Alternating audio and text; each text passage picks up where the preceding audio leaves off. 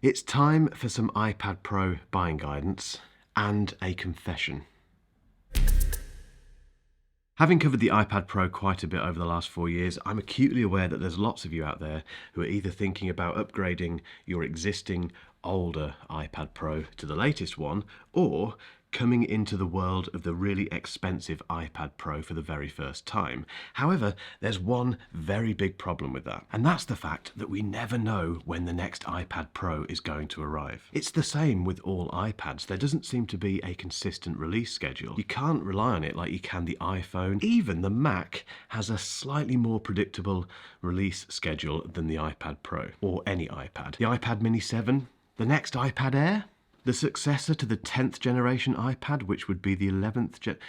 We just don't know, and that makes buying an iPad Pro in particular, which is very expensive, incredibly tricky. As I film this, it is the 19th of March, and, well, we're expecting some form of new iPad Pro to hit the shelves soon. But even that isn't guaranteed. The rumours leading up to this week have been going on and on and on. And nothing has arrived from Apple yet. If it does, it's going to happen, we think, via a press release. There's not going to be a big event. It's just going to be, here's the new iPad Pro. So the questions we have are, should you wait for that announcement? Should you just buy the M2 iPad Pro now, which is this one here? Or should you save loads of money, potentially, and buy the M1 iPad Pro? Or should you just stick with what you've got? Let's try and figure this out.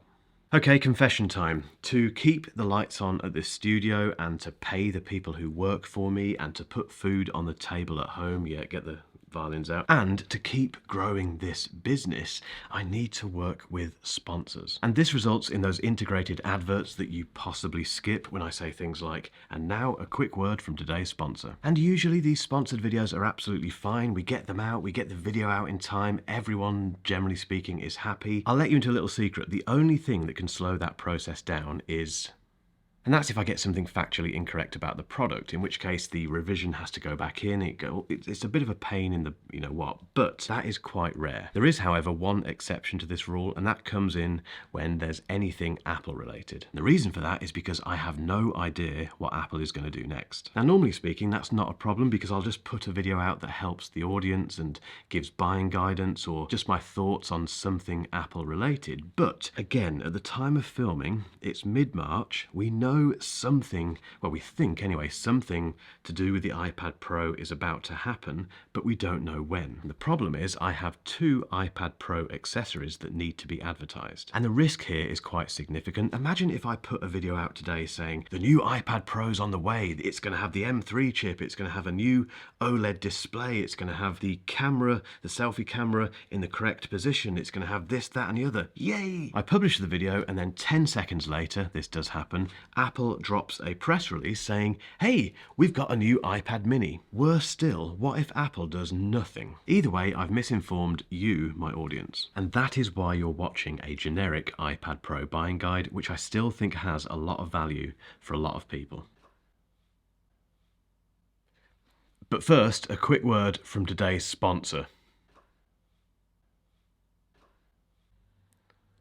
I talk a lot about Paperlike on this channel, but that's for 2 very good reasons. The first one is that I never normally put screen protectors on anything, really, but they have converted me completely. And secondly, the reason they've converted me is because they turn the surface of the iPad, as the name suggests, into something that feels like paper. And if you use your iPad Pro for writing, for drawing, for sketching, for doing anything basically with the Apple Pencil, this is an absolute no-brainer. And the best thing is the version 2.1 does not dull the colours at all. So one of the biggest issues with screen protectors for any kind of display is that they tend to dull the colours and make them look washed out and a bit bleh. Basically, the Paperlike 2.1 does not do that. It's impossible for me to explain how this feels, but it does feel like paper. And if you're worried about applying it to your brand new iPad Pro, don't be, because if I can do it, you can definitely do it. But there is more to Paperlike than just this. The Pro bundle includes the screen protector, pencil grips, which are, again, amazing. If you've got an Apple Pencil and you find it a little bit tricky to hold, or it's just a bit tiring to use after a while, you need these. They slip very easily onto your Apple Pencil, and they just give this lovely grip, which you don't get with the Apple Pencil by default. The Pro bundle also includes this cleaning kit, which is a very ingenious way of keeping your iPad Pro display nice and clean. So you take that out of there, and it's got a built-in spray. So you spray like that, and then you can use this was a bad idea, you can use this surface to then clean, well, anything really, like your camera lens or your iPad Pro display. It's just a no-brainer. Go and check it out.